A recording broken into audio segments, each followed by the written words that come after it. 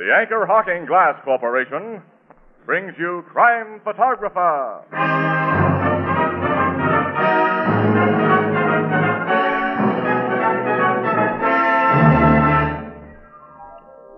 Hiya, Casey. Hi. Look, here comes Tony. Hiya, Tony. Hiya, Casey. You're going to give us that famous line of yours? Well, I'm here to tell you that tomorrow begins a week dedicated to one of America's most famous institutions, the Boy Scouts of America. They deserve our full support. Right, Ethelbert. And since you've done your good deed for the day, Tony, suppose you proceed. All right, Casey, I will. Anchor Hocking is the most famous name in glass.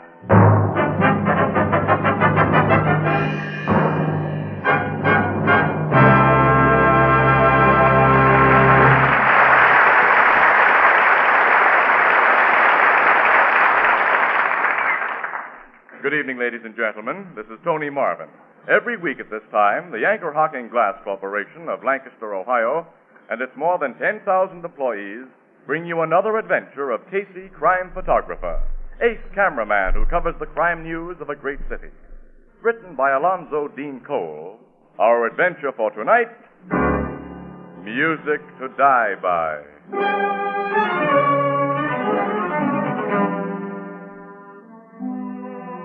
9:30 in the evening. In the cheaply furnished living room of a small, cheap apartment, a woman, rather pretty in a drab way, is darning socks. Her husband holds a magazine that he obviously isn't reading. In an apartment above, a radio is loudly tuned in on a dance band. Finally, the woman turns. That music bother you, dear? Huh? Betty Welch is home. Yeah? We always know when we hear that radio upstairs. I hadn't noticed. No? You haven't read a word in that magazine since you turned it on. I'm thinking. Well, why don't you go to bed since you've got a tough day tomorrow? I ain't sleepy. Why don't you hit the hay? You've got to get up early for your job. Oh, I wouldn't get any rest with that radio going over my head. I'll go upstairs and ask Miss Welch to tune it down. Oh, what's the use, Howard? She wouldn't do it. And according to Lisa's here, she's entitled to play it until 10 o'clock, and it's only a little after 8:30. That's so.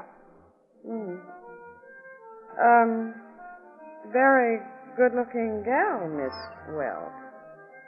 Yeah. Not bad. She's caused a lot of jealousy in this building. So you told me. Well, all husbands aren't like you, Howard.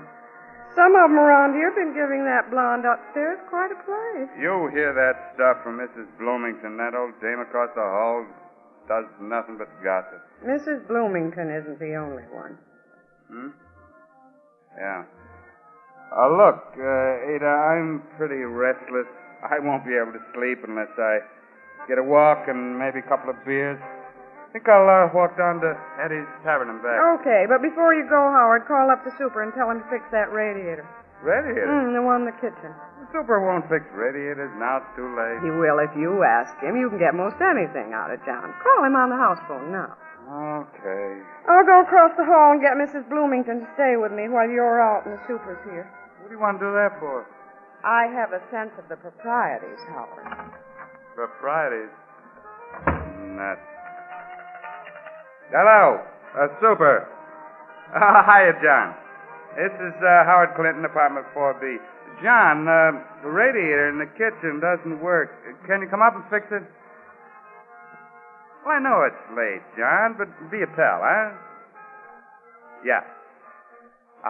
Swell. Thanks a million, fella. Long. Good evening, Mr. Clinton. Oh, hi, Miss Bloomington. Did you get the super, Howard? Yeah, you'll be right up. I knew he'd do it for you. I'll stay here with your wife, Mr. Clinton, so you needn't worry. Thanks, Miss Bloomington. Somebody might kidnap her if she was alone. They might. She's very pretty. You see, I have one admirer, Howard. Yeah. I'll get my hat and coat. Don't close your door when you go out. I'm leaving mine across the hall, open, of course. So if my poor husband needs me, he can call, and I'll be sure to hear him. How is your husband, Miss Bloomington? Oh, just the same. He'll never be anything but an invalid tied to his bed. That music above distresses him so. But we can't demand that Betty Welch woman turn it off before 10 o'clock, I suppose. No. Ada, I'll just have a few beers and come right home. Don't hurry. See you later, Miss Bloomington. So long. So long, Mr. Clinton. Don't close the door. Oh, sure. I won't be long. Ada, dear, I don't know how you can stand the horrible radio of that horrible woman, Betty Welch, right over your apartment.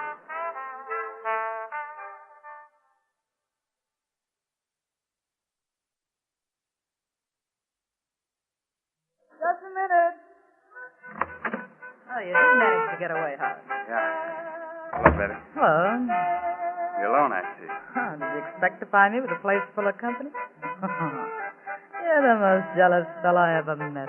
Because I'm so crazy about you. Take off your overcoat. Oh, yeah. Thanks. Have any trouble getting away? I had to go all the way downstairs and then come up the back way tonight. Oh, Mrs. Bloomington's with Ada, so of course both doors are open. You sure nobody saw you? Sure. Hey, what guy's been up here with you? God. Look at this ashtray. You don't smoke cigars, do you? Look, a fella and his girlfriend came home with me last night, and I forgot to empty the ashtray they used. That's all.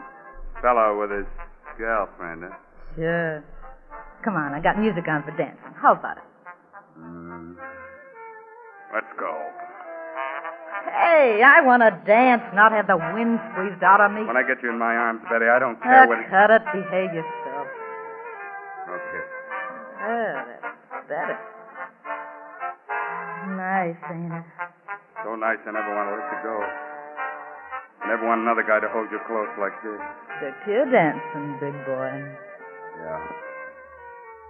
Who was the mug who left them cigar butts here? A very nice fellow. I like him. Yeah? Mm-hmm. I can marry him if I want to.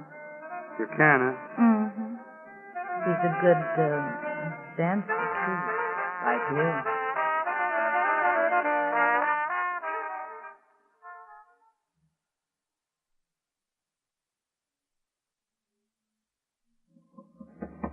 Miss Welch, open your door. Miss Welch, this is John the Super. It's after 10 o'clock and everybody in the house is complaining about your radio. The woman doesn't even answer him, Ada. She's probably gone out. Miss Welch! You're just wasting your breath, John. Use your pass key and open that door. Yeah, I guess I got it, Mrs. Well, if you don't, nobody will ever get any sleep. Yeah, I'll go in and turn that thing off, Mrs. Clinton, right now. I tell her... Holy! What is it? What's the matter? Look! Oh, that girl! And my husband. There's a pistol beside them. Come away. I called the police. I think the two of them are dead.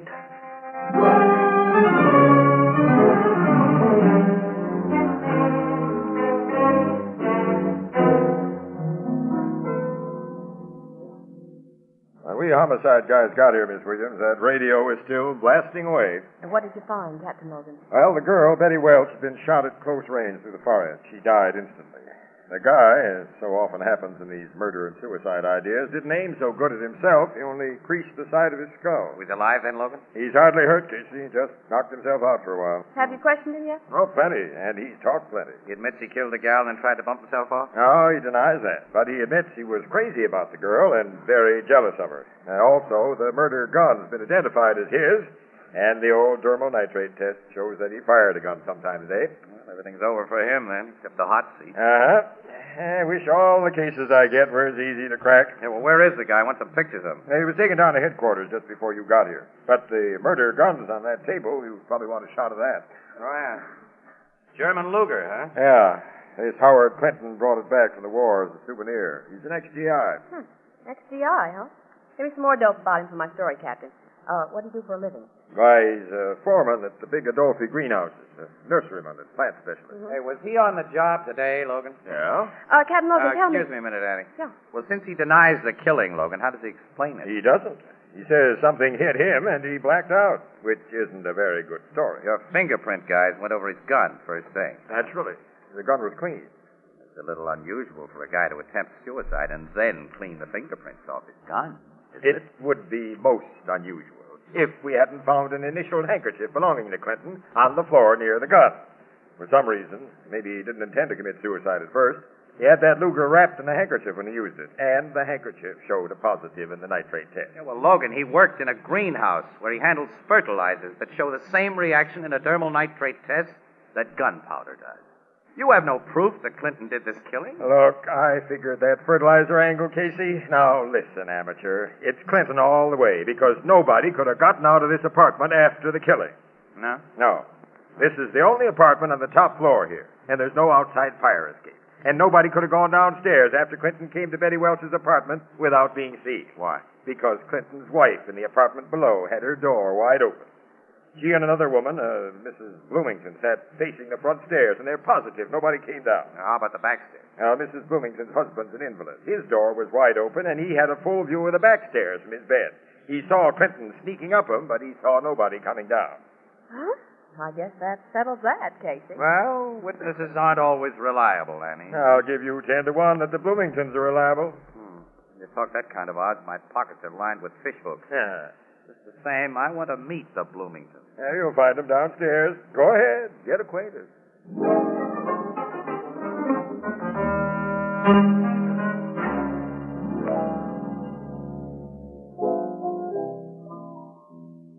Take care of them customers down the bar, Walter. Excuse me, Miss Williams. You were saying about that Mr. and Mrs. Bloomington? Oh, to Casey's discomfort, Ethelbert. Yeah? They proved unimpeachable witnesses. Go right ahead, Annie. Rub it in. I'm going to. Mrs. Bloomington and her husband are terribly respectable, law-abiding people. And the last thing they'd do would be to lie about anything connected with a murder. I sized them up as okay. This Howard Clinton's goose is cooked then, huh? Yeah. But Miss Williams and I have been talking to him down at headquarters, Ethelbert. He's a big, strong-looking bozo who talks straight. I just can't see him killing a woman and then trying to kill himself. Huh. He didn't talk very straight to his wife. Well, after meeting his wife, I don't blame him for sneaking up to see that blonde. What's the matter with Mrs. Clinton? I thought she was quite good-looking. Oh, Annie, wait a minute. Looks aren't what count in women after you marry them. I know something about women, and I don't trust her. How do you know so much about women and marriage? Well, Annie, look. If you haven't suspected it as yet, we press photographers see you women at your best and your worst. Which is the reason you remain a bachelor? Which is the reason I remain a press photographer. Huh. Well, I know what Casey means, Miss Williams. It's the same with us bartenders.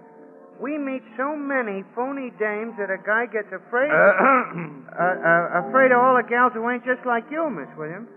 I see.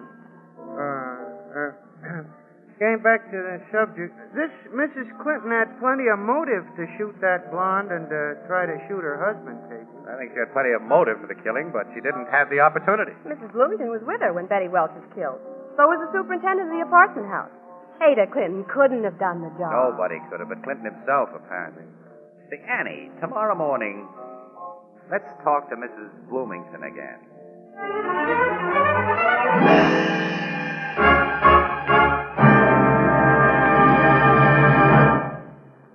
A short while ago, the Anchor Hocking Laboratories perfected a beautiful new material, lovely as century-old jade green Chinese porcelain, and as strong and heat-proof as the Fire King oven glass you use for baking. They called it jadeite. Expert designers used jadeite to achieve a new beauty in dinnerware. And today, jadeite dinnerware costs far less than the most ordinary dishes. Now, I know it sounds incredible, but it's true. You can buy a beautiful 35-piece jadeite dinner service for less than $5. Yes, less than $5 for 6 jadeite cups, 6 saucers, 6 dessert dishes, 6 salad plates, 6 dinner plates, 1 large vegetable bowl, a platter, and a sugar and creamer set. And jadeite dinnerware can also be purchased in open stock. Now, you'll find beautiful jadeite dinnerware at chain stores, department stores, hardware stores, and most other stores selling chinaware and glass. Ask for jadeite by name. Jadeite. Jadeite. Jadeite. The newest triumph of Anchor Hocking. The most famous name in glass.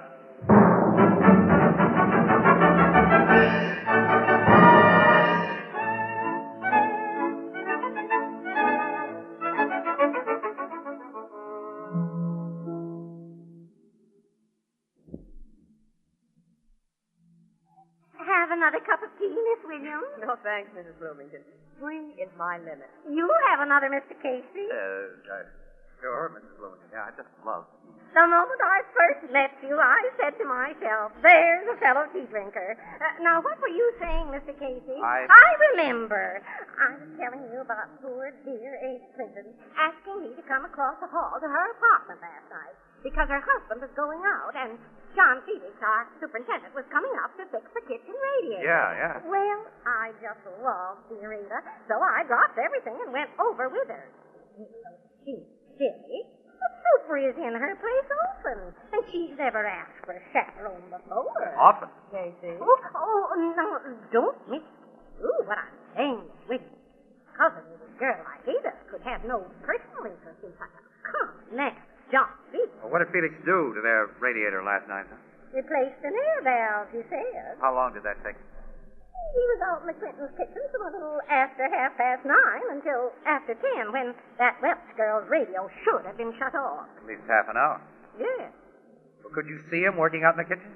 No, but it was there.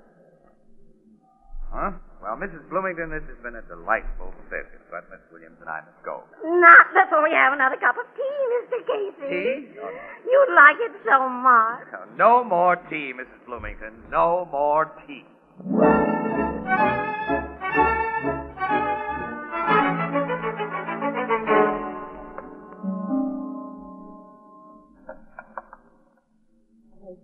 If we're caught doing this, Wait a minute. Mrs. Fenton isn't home this afternoon, honey, and nobody's prowling around the halls yet. There. Swung the lock on her door. Come on in quick. No, okay. I can't expect to find anything in the kitchen. I don't expect to find anything, Annie. I really want to see the layout. Come in there with me. The slowest mechanic in the world couldn't use up half an hour replacing an air valve. Setup is perfect, kid. What do you mean? Kitchen step ladder here. Look out this window, Annie. A window box. Yeah. Wide strong. By placing the kitchen ladder on the window box, he could climb outside and easily pull himself through the window above, which is Betty Welch's kitchen. Clinton and the Welch girl wouldn't have heard him with that radio blaring as it was. No. He could have gone to the living room above and fired 2 shots with Clinton's Luger that Ada had given him wrapped in an initialed handkerchief of her husband, and thinking that he'd killed both Clinton and the gal when he saw them fall, he could have dropped the gun and handkerchief beside their bodies and come back here the same way he went up, while Ada was establishing a swell alibi for him and for herself with Mrs. Bloomington. Felix and Ada Clinton are in love? Is that it? No. Oh, no. That Ada Clinton couldn't be in love with anybody. Say, wait a minute, Annie. She's the beneficiary of a $10,000 insurance policy on her husband's life. No, that came out when Captain Logan questioned her. Didn't mean anything to him or to us then because she seemed an impossible suspect. Wait a minute. It's veterans insurance, Annie. GI insurance she has. Well, so what? You've got a theory and she has GI insurance. It doesn't prove a thing against either her or John Felix. I think it shows me a way to get proof.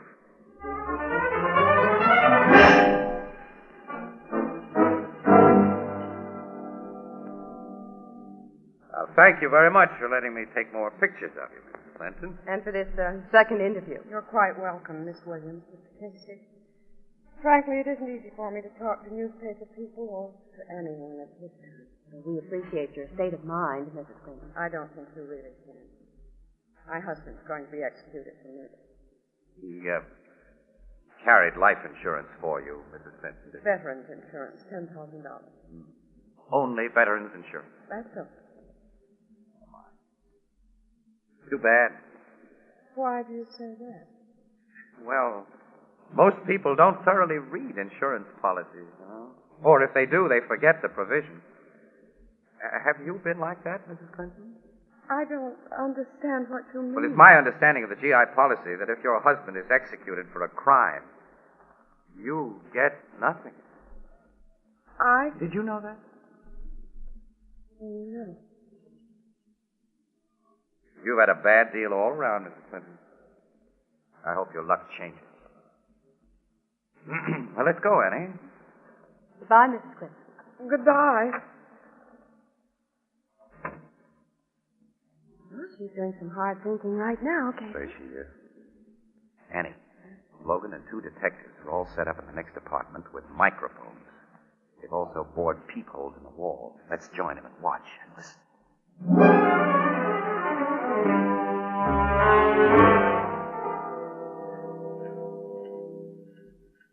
What do you think, Casey? All she did was read her husband's GI policy.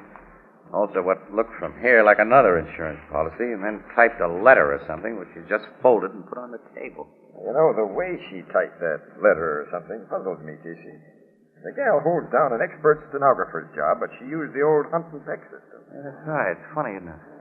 You couldn't see anything of what she wrote, of course. No. Uh-oh. It's the house telephone. And that means a call to Felix. Well, at least I'll be able to hear when she talks. You two men can't hog the earphones. Hello, John. There she is. Can you come up right away? Oh, of course it's safe, dear. Dear. Hurry, I want to see. Casey, I'm afraid your hunch is going to make good. Forbit says it does, pal. It's a bet, Piker. She may be merely romancing with this John. Neither may have had anything to do with the murder. There's her doorbell. Now we'll see.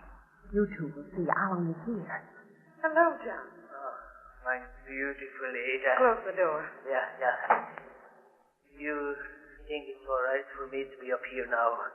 Some of those policemen might be watching us. Why should they be watching us, honey? We haven't done anything Casey? that anybody knows of. That Logan? Oh, shut up and listen. Yeah, you're right. I'm just nervous for no reason. Well, don't be nervous. Anyway, John, if we were watched, you'd come up here to fix a window for me, one that's hard to open. Yeah. Give me a kiss, my beautiful Ada. The gal didn't say no. You really love me, John. I am crazy for you. Would you put that in writing? In writing? Yes, I've been thinking.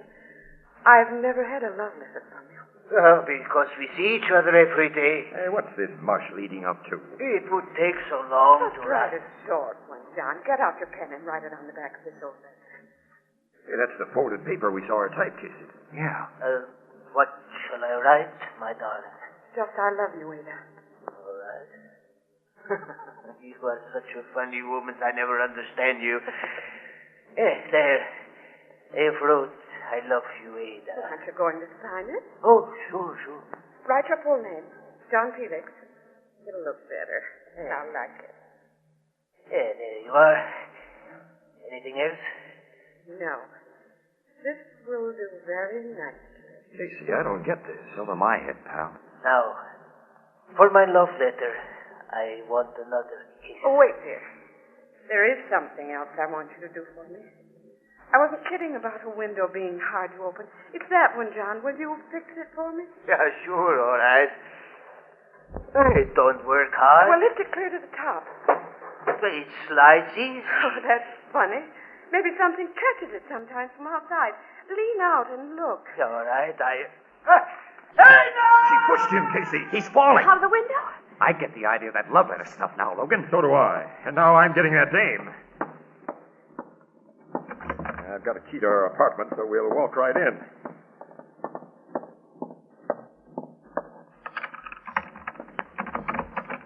Hello, Mrs. Quentin. Captain Logan. I believe a man just fell out of your window. Oh, Captain, it was John, the superintendent. Captain, he didn't fall. He deliberately jumped. Tell us about it. Well, he came up here a while ago acting strangely and asked if he could use my typewriter. I said yes, of course, and he sat down and typed something on this paper that he signed, folded up and handed to me.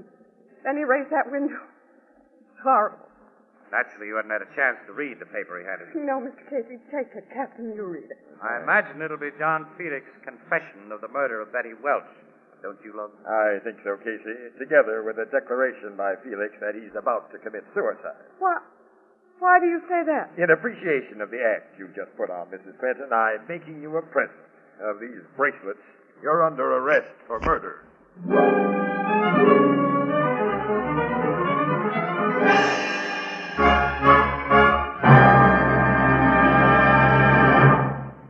We'll join the crowd at the Blue Note in just a moment.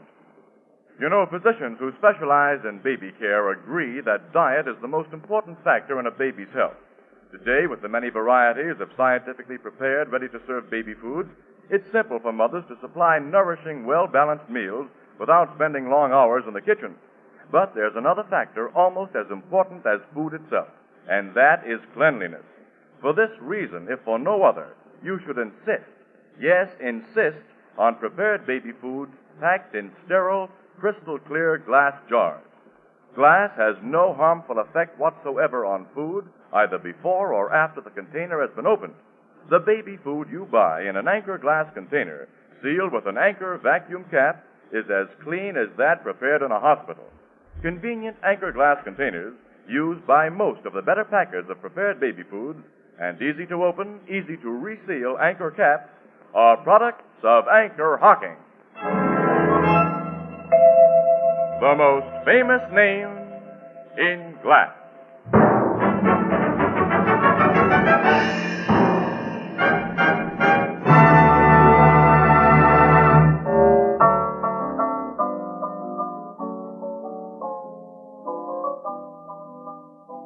So the Clinton dame made a full confession, huh, Casey? What else could she do under the circumstances, Ethelbert? Ada Clinton persuaded Felix to kill her husband while he was visiting Betty Welch, and they could provide themselves with beautiful alibis. Felix did the job as Casey figured, but of course he bungled it by not shooting Clinton as thoroughly as he shot the girl. The general result looked okay to Felix and his beautiful Ada, though. But it seemed certain that Clinton would get the chair. It stopped looking okay when Mrs. Clinton found out she couldn't collect that insurance, That's huh? right. Well, this sap Felix was so crazy about Mrs. Clinton that he'd taken out insurance for her. At her suggestion. Oh, sure. So she decided that since she couldn't profit by the death of her husband, he was convicted of a crime, she'd free him and cash in on Felix. So she pecked out that letter on her typewriter in imitation of Felix's way of speech. The letter said he'd killed Betty Welch and was going to kill himself. Yeah. And Mrs. Clinton folded it so he couldn't see what was typed when he signed his name to the thing. Say, she's a real bad woman. Boy, I haven't met him any worse. Hey, wait a minute. That doggone Logan. What's the matter with Logan? Well, he didn't pay me that 4 bits. Oh, Ethelbert, we forgot to tell you. They're showing some of Casey's pictures at the Photography on Parade exhibit at Rockefeller Center. Well, gee, maybe I'll get over to see him tomorrow night. Fine. Oh, we'll all go together. You'll be in distinguished company, my dear fellow.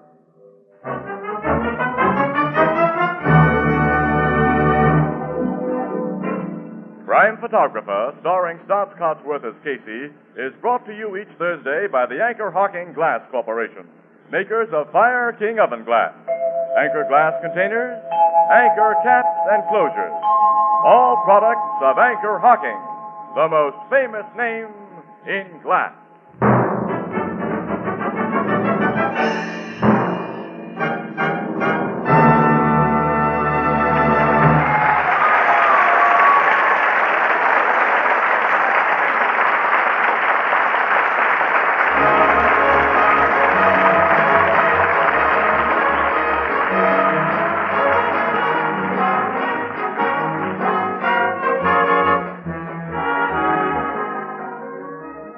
Crime Photographer is directed by John Deese and is based on the fictional character of Flash Gun Casey, created by George Harmon Cox. Original music is by Archie Blyer, and the program features Miss Jan Miner as Anne and John Gibson as Ethelbert. Herman Chittison is the Blue Note pianist. This is Tony Marvin saying goodnight for the Anchor Hocking Glass Corporation of Lancaster, Ohio, with offices in all principal cities of the United States and Canada.